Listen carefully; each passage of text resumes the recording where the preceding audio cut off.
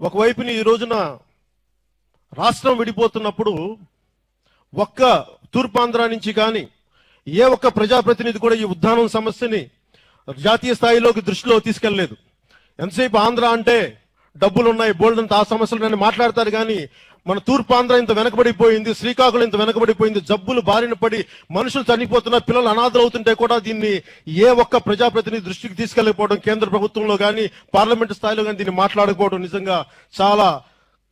దుఃఖించాల్సిన అవసరం ఉంది. దీన్ని మీరు నిజంగా ప్రజల కోసం మీరు ఉన్నారు, ప్రజల వల్ల మీరు ఎన్నికయ్యారనుకున్నప్పుడు మీరు దీన్ని నిర్లక్ష్యం చేయడం, దీన్ని ఖచ్చితంగా జనసేన ఖండిస్తుంది. అలాగే ఈరోజు రాష్ట్ర ప్రభుత్వాన్ని నేను కోరుకునేది ఒకటే, జనసేన పార్టీ తరఫున నేను ఒక ప్రత్యేకమైన కమిటీ వేస్తున్నాను. ఈ కమిటీకి సంబంధించి మా పార్టీలో పని ఉన్న ముఖ్యుల్లో ఒకళ్ళైన డాక్టర్ హరిప్రసాద్ గారు, అలాగే సందీప్, ఇంకా మిగతా నాకు డాక్టర్ అశోక్ యాదవ్, సో వీళ్ళు ఇలా ఒక 5 మందితో కలిపి, అలాగే డాక్టర్ హరిప్రసాద్ గారు, డాక్టర్ కృష్ణమూర్తి గారు సూచనలు తీసుకుంటూ రాష్ట్ర ప్రభుత్వానికి, కేంద్ర ప్రభుత్వానికి దీన్ని ఎట్లా ముందుకు తీసుకెళ్ళాలి, ఈ సమస్యలకి పరిష్కారం ఎలా చేయాలి అని చెప్పి మేము వాళ్ళ తరపున పనిచేసి రాష్ట్ర ప్రభుత్వానికి నేనే స్వయంగా తీసుకెళ్లి ఉద్దాన సమస్యని ముఖ్యమంత్రి గారికి, కాకపోతే ఇది నాకు చేయడానికి ముఖ్యమంత్రి గారి దృష్టికి తీసుకెళ్ళడానికి నెక్స్ట్ ఒక ఎన్ని రోజులు పడుతుందంటారు మీకు ఒక సమగ్ర రిపోర్ట్ ఇవ్వడానికి? ఒక 15 రోజుల్లో రిపోర్ట్ మా చేతికి వచ్చిన తర్వాత నేనే స్వయంగా ముఖ్యమంత్రి గారి దగ్గరికి, అలాగే ప్రజాప్రతినిధుల దగ్గరికి నేనే స్వయంగా దీన్ని తీసుకెళ్తానని మీకు సభాముఖంగా తెలియజేసుకున్నాను.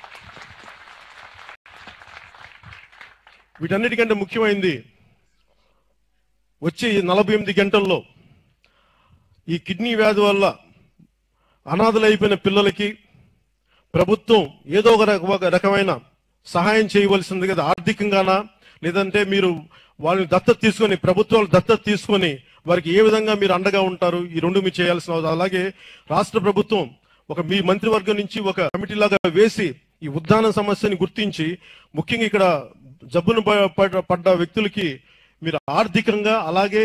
ఏ విధమైన మీరు